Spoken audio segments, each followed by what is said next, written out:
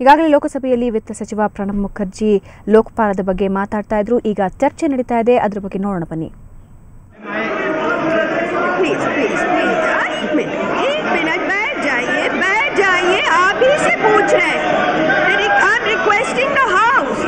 Take your seat. I have requested the House. Please take.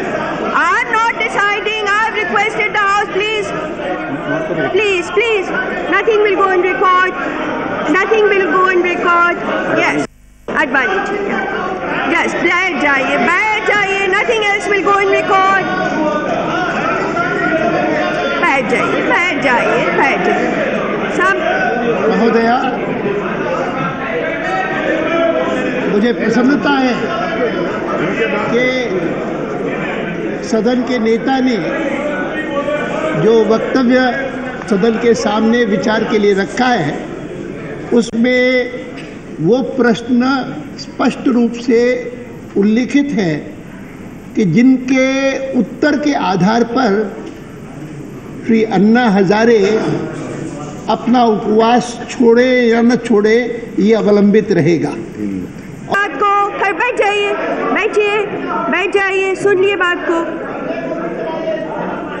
Since so many members want to participate in the discussion, later, if required, it may be extended.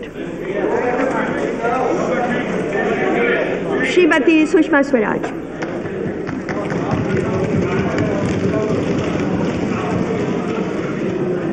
धन्यवाद अध्यक्ष जी. अध्यक्ष जी, आज नेता सदन ने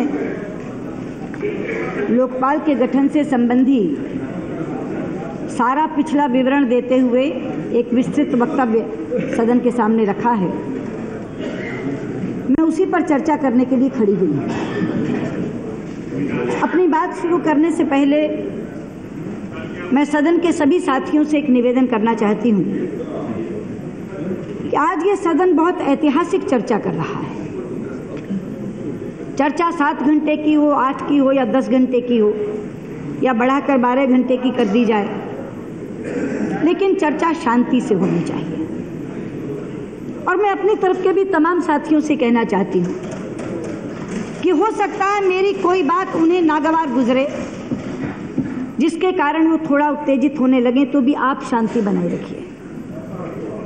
और आपसे भी ये कहना चाहती हूँ कि अगर मेरी कोई बात पसंद ना आए तो आपके जो वक्ता बोलने वाले हैं वो उसका जवाब दें, जितनी मर्जी आक्रामक भाषा में दें, लेकिन कम से कम हम आज देश को ये दिखा दें कि आपने इस संसद के व्यवधानों को तो देखा है, लेकिन ये संसद इतनी शांति और संजीदगी से चर्चा कर सकती है, ये भी आज देखें.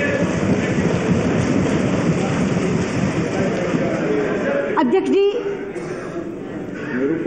मैं सबसे पहले सदन को एक जानकारी देना चाहूंगी कि 4 अगस्त 2011 को इस सरकार के द्वारा प्रस्तुत किया गया ये विधेयक लोकपाल का पहला विधेयक नहीं है. 9वीं बार लोकसभा में लोकपाल विधेयक आ रहा है. 9वीं बार.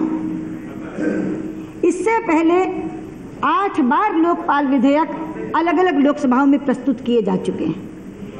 और शायद कुछ लोग हैरान होंगे ये जानकर कि पहला विधेयक 1968 में आया था, 1968 में. उसके बाद 1971 में आया, 1977 में आया, 1985 में आया, 1989 में आया, 1996 में आया, 1998 में आया, 2001 में आया. और इन 8 बार के विधेयक किसी न किसी कारण से पारित नहीं हो सके. पिछले 43 वर्षों से यह बिल हिचकोले खा रहा है.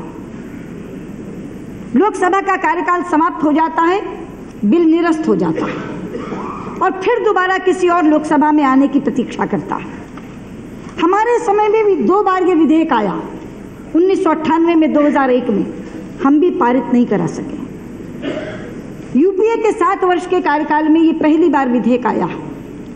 इसलिए इस बार मेरा विनम्र निवेदन ये है कि जो बार बार टीम अन्ना आपको टाइमलाइंस दे रही है, जिसको सुनकर शायद कुछ लोगों को बुरा लग रहा है, कि कोई हमें डिक्टेट कैसे कर सकता है, कोई कैसे कह सकता है 4 दिन में पारित करो, कोई कैसे कह सकता है इसी सत्र में पारित करो। उसके पीछे ये पृष्ठभूमि है कि 43 वर्षों से हम इस बिल को पारित नहीं कर सके।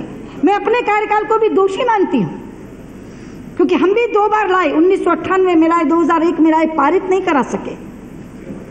लेकिन आज देश हमारी तरफ देख रहा है और इसलिए अंदर से मेरा एक विश्वास ये कह रहा है that every idea has a time, हर विचार का एक समय होता है और आज इस विचार का समय आ गया है। ये सदन इतिहास रचेगा और ये इतिहास बिल को निरस्त नहीं होने देगा, बल्कि ये सदन हिंदुस्तान को एक प्रभावी और लोकपाल, एक मजबूत लोकपाल इस देश को देने का काम करेगा। और इस विश्वास का एक कारण है, वो कारण है कि ये बिल एक जन आंदोलन बन गया है। आज से पहले जितने भी विधेयक अध्यक्ष जी आए वो चंद बुद्धिजीवियों तक सीमित रहे। बिल आता था, 2-4 सेमिनार्स हो जाती थी, बिल कब आया, कब गया, कहाँ गया, इसके बारे में आम जनता को पता नहीं होता था। पहली बार जन लोकपाल बिल के आंदोलन के नाम से अन्ना हजारे जी ने इस बिल को नीचे जनता तक पहुंचा दिया और जनता ने इसे अपना भी लिया और इसे पारित कराने का बीड़ा भी उठा लिया। इसीलिए जो दृश्य हमें देखने को मिलते हैं, लाखों लाख लोग हाथ में तिरंगा पकड़े, भारत माता की जय बोलते, एक दूसरे को जय हिंद कहते, वंदे मातरम का उद्घोष लगाते, एक ही बात कह रहे हैं, भ्रष्टाचार मिटाओ, जन लोकपाल लाओ। एक जन आंदोलन बना है ये, और ये जन आंदोलन भी अकारण नहीं बना।